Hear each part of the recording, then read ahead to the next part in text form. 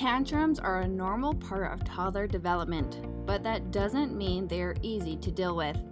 In this video, I'm going to show you how to deal with toddler tantrums so you can keep your cool while helping your toddler learn important developmental skills. 6 easy ways to deal with toddler tantrums. Avoid giving attention to non-ideal behaviors. Some parents make the mistake of giving their toddlers attention when their toddler is throwing a tantrum. This can actually reinforce the tantrum behavior and make it more likely to happen again in the future. Instead, try to ignore the tantrum and focus on rewarding positive behaviors. Ignoring the tantrums means you go about what you are doing while your child throws their tantrum. Keep in mind that ignoring your toddler's tantrum is not the same as ignoring your toddler. Ignoring your toddler means that you are emotionally, physically, and mentally withdrawn from your toddler, and they are being left alone for a long period of time. Ignoring the behavior simply means that you are not giving your attention to their non-ideal behaviors, and you are going about what you were previously doing before the tantrum started. Using this method, toddlers' tantrums and fits may tend to increase during the moment since their parents are not paying attention to their fits or giving them what they want. Once your toddler has used all their tricks in their book trying to get your attention, they will eventually calm down. Once your toddler has calmed down, then calmly address them by saying something like, "Thank you for calming down. Do you need help getting your shoes on?" Your toddler will eventually learn that throwing a tantrum is not going to give them attention they are looking for. Number 2, time out followed by the time in method. Over the years, timeouts have been a method to punish a child for their negative behavior. Using timeouts as a punishment is not an effective method of discipline, since a child isn't learning what behaviors and actions are appropriate. Timeouts become effective when they are followed up with a time-in method. First, you want to use a timeout when your toddler needs a new environment and a break from the situation. During timeouts, do not leave your toddler alone. You are still present with your toddler in the timeout with them. Once your toddler has calmed down, then you can move on to the time-in method, which is a brief explanation of what they did wrong and why it was not okay. After the brief explanation, you want to end on a positive note such as, "I know you can do it," or "I know next time you will make a better choice." Reconnect with a hug or a high five and then move on with the day. Stay present by using simple words.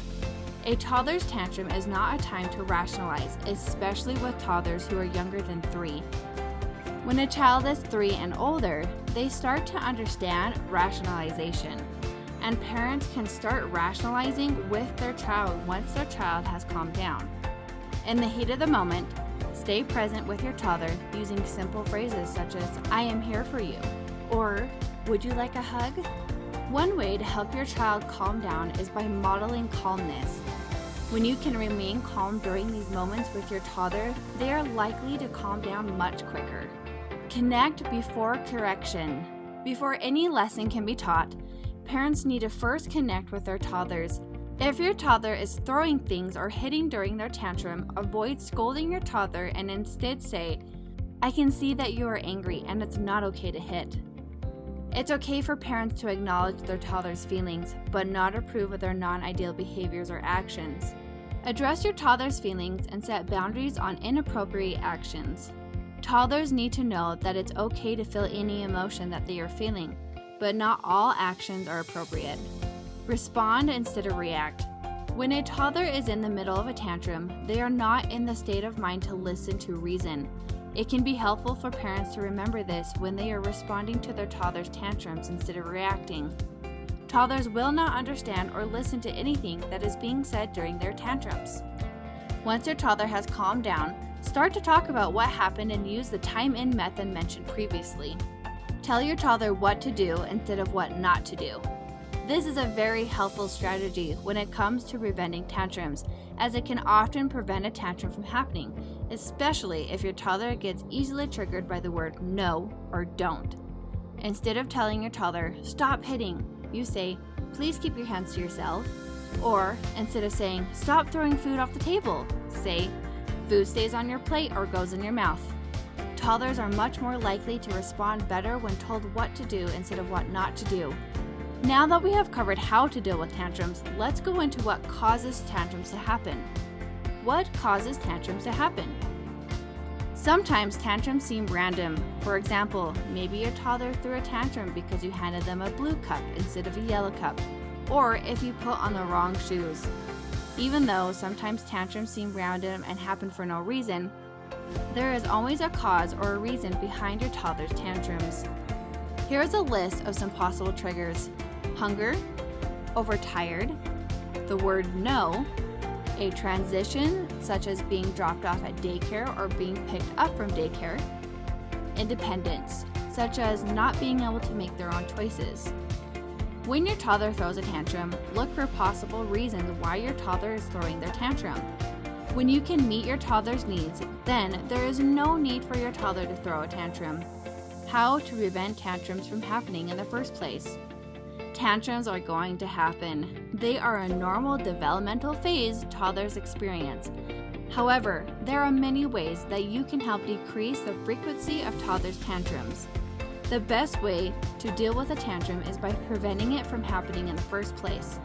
There are several things that parents can do to prevent tantrums. 1. Have a set routine. Toddlers thrive off routines and knowing what comes next. When there is a set routine, then your toddler knows what to expect, which can help prevent tantrums. Toddlers often throw tantrums when there is a change in their routine or if they are unsure of what's going to happen next. Number 2, anticipate triggers and plan ahead. As a parent, you know your toddler best and what things can trigger a tantrum. If you know that your toddler is going to have a tough time transitioning from playing with their friends to coming home, then try and give them a heads up before it happens. You can do this by setting a timer on your phone, and as it gets closer, give your toddler a 5-minute, 3-minute, and 2-minute heads up.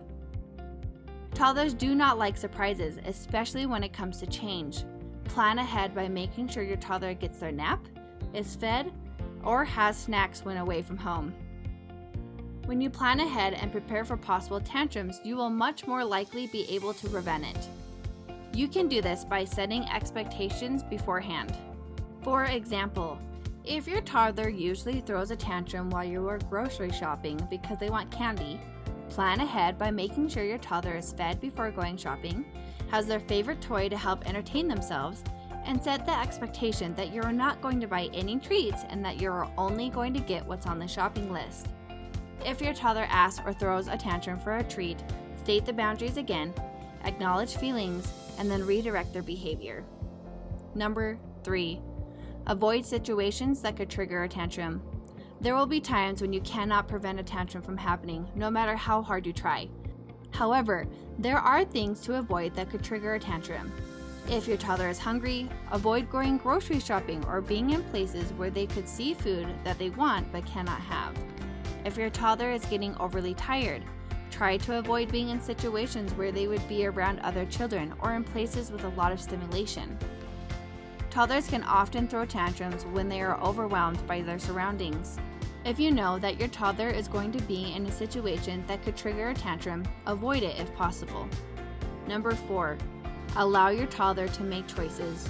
Toddlers like to feel like they have control and are often independent. When you allow your toddler to make choices, they feel like they have some control. This helps prevent tantrums. For example, if you are going to the grocery store, ask your toddler if they want to help you push the cart or hold the shopping list. The key to making this work is by only giving 2 choices. Offering too many choices can lead to your toddler being overwhelmed. So instead, offer only 2 choices. Say yes more often. There are many ways to tell your toddler no without actually saying the words no. If your toddler asks for candy but you want them to eat food first, instead of saying, "No, you can have candy after you eat your food," say, "Yes, you can have a piece of candy once you have finished your food." Toddlers hear the word no often enough, and by saying yes more, you are acknowledging what they want while still getting them to do what you need them to do. Another way to help prevent tantrums is by helping your toddler understand their emotions. Toddlers don't have a very big vocabulary and are still learning words that describe what they are feeling. As a parent, help your toddler understand their emotions by teaching them descriptive words for what they might be feeling. For example, if your toddler is angry, say, "You look like you're feeling really angry right now. Is there something that has made you upset?" By helping your toddler understand their emotions, you're teaching them how to cope with their feelings and how to express themselves without having a tantrum. Coping with tantrums as a parent. It is normal for parents to feel frustrated, embarrassed, and helpless when their child is having a tantrum. The most important thing to remember is that you are not alone and that all parents go through this. The best thing you can do as a parent is to stay calm. I know it is easier said than done, but try it and take a few deep breaths and count to 10 in your head. It's also important to not give into what your child wants just because they are having a tantrum. This will only reinforce the tantrum behavior. Tantrum warning signs. There are usually warning signs that a tantrum is about to happen. If you can identify the warning signs, you will be able to prevent the tantrum from happening. The most common warning signs are whining, expressing anger with words or in their body language, crying, going limp, and stomping their feet. You may also be wondering, when will my toddler grow out of throwing tantrums? Many parents look forward to the tantrum phase ending. The good news is that tantrums usually peak at 18 months to 2 years old, and then they start to become less frequent around 3 years of age. However, some toddlers might continue to have tantrums until they are 4 years old. Handling tantrums when your child is older is not much different from handling tantrums when your child was a toddler. There are only a few things for preschool age children that you want to do differently. What to do once the tantrum is over. Once the tantrum is over, give positive attention once the tantrum has passed. Toddlers need to know that they are still loved even when they have a tantrum. This is also a good time to talk about what happened and why it was not okay to have the tantrum. For example, I know you are upset and it's not okay to throw things.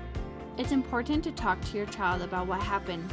It's important to remember not to shame your child when they are throwing a tantrum. Instead, use it as a learning opportunity. Help your child understand what they are feeling, why they might have felt that way, and what appropriate behaviors and actions would be in that situation. Lastly, you want to move on. There is no point in dwelling on your toddler's tantrums. Plus, toddlers have a short attention span, and once the tantrum is over, they will likely forget what they were even upset about in the first place, so continue to move on with your day. By following these 5 easy steps, you will be on your way to preventing or at least minimizing toddler tantrums. Now, there are a lot more tips when dealing with tantrums than what was covered in this video, such as knowing how to set boundaries and stick to them, how to enforce boundaries with love, and how to teach toddlers to express their behaviors appropriately. If you are interested in learning more about dealing with your toddler's tantrums, as well as how to set boundaries that stick, how to positively discipline your child, and know how to prevent power struggles, check out my book called Parenting Without Drama. I hope you found this video helpful, and if you did, make sure to hit that subscribe button. If you have any questions or comments, make sure to drop them in the comments below. Thank you so much for watching, and I'll see you in the next video.